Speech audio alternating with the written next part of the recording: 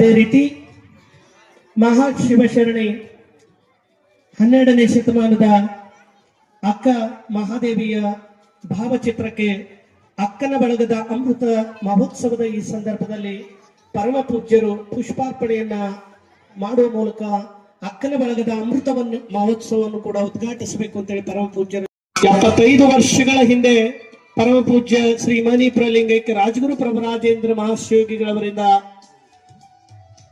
ರಚನೆಗೊಂಡಿರ್ತಕ್ಕಂಥ ಅಕ್ಕನ ಬಳಗವನ್ನ ಇದೀಗ ಆ ಅಕ್ಕನ ಬಳಗದ ಪ್ರಥಮ ಅಧ್ಯಕ್ಷರು ಕೂಡ ಈ ಒಂದು ವೇದಿಕೆಗೆ ಸಾಕ್ಷಿಯಾಗಿದ್ದಾರೆ. ಅದು ನಮ್ಮ ನಿಮ್ಮೆಲ್ಲ ಸದ್ಭಕ್ತರ ಒಂದು ಸುದೈವ. ಕುಮಾರವ್ಯಾಸ ತನ್ನ ಕಾವ್ಯದಲ್ಲಿ ಬರೀತಾನೆ, ಮದುವೆ ಎಂಬುದು ನೆಪ, ನೆಂಟರು ಬರುವುದೇ ಮುಖ್ಯ ಅಂತ. ನಿಮ್ಮ ಮನೆಯೊಳಗೆ ನೀವು ಮದುವೆ ಮಾಡ್ತೀರಿ, ಮಾಡ್ಬೇಕಾಗ್ತದೆ. ಯಾಕ ಮಕ್ಕಳು ಬೆಳೆದು ನಿಂತ ಮೇಲೆ ಮದುವೆ ಮಾಡೋದು ನಿಮ್ಮದು ಒಂದು ಕರ್ತವ್ಯ. ಅದೊಂದು ನೆಪ ಅಷ್ಟೇ. ಎಲ್ಲ ಬೀಗರಿ ಬಿಜ್ಜರನ್ನ ಕರೆಸಿ ಅವ್ರ ಜೊತೆಗೆ ಪ್ರೀತಿಯಿಂದ, ಸಹಕಾರದಿಂದ, ಸಹಯೋಗದಿಂದ ವರ್ತಿಸೋದೇ ಬಹಳ ಮುಖ್ಯ ಅಂತ ಹೇಳಿ ಕುಮಾರವ್ಯಾಸ ಹೇಳಿದಂಥ ರೀತಿಯಲ್ಲೇ ಶಂಕರ ರಾಜೇಂದ್ರ ಮಹಾಸ್ವಾಮಿಗಳವರು ಇಂಥ ಎಲ್ಲ ಕಾರ್ಯಕ್ರಮಗಳನ್ನ ನೆಪವಾಗಿಟ್ಟುಕೊಂಡು ಇಲ್ಲಿ ಬಸವ ಪುರಾಣವನ್ನ ನಡೆಸ್ತಾ ಇದ್ದಾರೆ.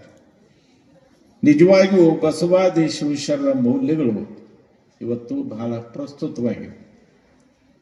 ಸಮಾಜದ ಇಂದಿನ ಸ್ಥಿತಿ ಗತಿಗಳನ್ನು ಗಮನಿಸಿದಾಗ ಬಸವಾದಿ ಶಿವಶರಣರ ಮೌಲ್ಯಗಳು, ಆದರ್ಶಗಳು ನಮ್ಮ ಜನರಲ್ಲಿ ಹೆಚ್ಚು ಹೆಚ್ಚಾಗಿ ಬೆಳೆದು ಬರಬೇಕು ಅನ್ನುವಂಥ ಒಂದು ಆಸೆ ಎಲ್ಲರಲ್ಲಿ ಇರುವುದನ್ನು ನಾವು ನೋಡ್ತೀವಿ. ಬಸವಣ್ಣನವರು ಅಂಥ ಒಂದು ಅದ್ಭುತವಾಗಿರುವಂಥ ಶಕ್ತಿಯನ್ನ, ಸಾಮರ್ಥ್ಯವನ್ನ ಪಡೆದಂಥವರು. 12ನೇ ಶತಮಾನದಲ್ಲಿ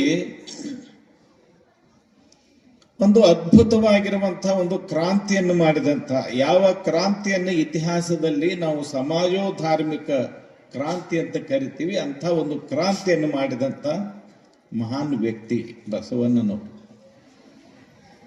ಮಾನವತಾವಾದಿ ಅಂತ ಕರಿತೀವಿ ಅವರನ್ನ. ಬಸವಣ್ಣನವರು ಅಂಥವರು ಮಹಾಮಾನವತಾವಾದಿ, ವಿಶ್ವಗುರು,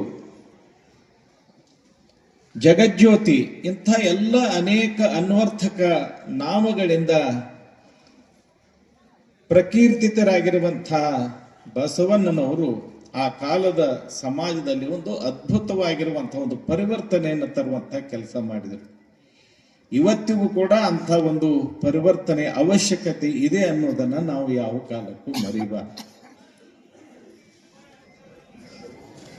ಅಂಥ ಬಸವಾದಿ ಶಿವಶರಣರ ಸ್ಮರಣೆಯನ್ನು ಮಾಡೋದ್ರ ಮೂಲಕ, ಅವರ ಮೌಲ್ಯಗಳನ್ನ ಬದುಕಿನಲ್ಲಿ ಅಳವಡಿಸಿಕೊಳ್ಳೋದ್ರ ಮೂಲಕ ಅಂಥ ಒಂದು ಪರಿವರ್ತನೆಯನ್ನ ಇವತ್ತಿಗೂ ಕೂಡ ತರಲಿಕ್ಕೆ ಸಾಧ್ಯ ಇದೆ. ಬಸವಣ್ಣನವರನ್ನ ಆ ಕಾಲದ ಅನೇಕ ಜನ ಶಿವಶರಣರು ಬಹಳ ಭಕ್ತಿಯಿಂದ, ಶ್ರದ್ಧೆಯಿಂದ ಸ್ಮರಿಸಿಕೊಳ್ಳುವುದನ್ನ, ಸ್ತುತಿಸುವುದನ್ನ ನಾವೆಲ್ಲ ನೋಡ್ತಾ ಇದ್ದೇವೆ. ಅಲ್ಲಮ ಪ್ರಭು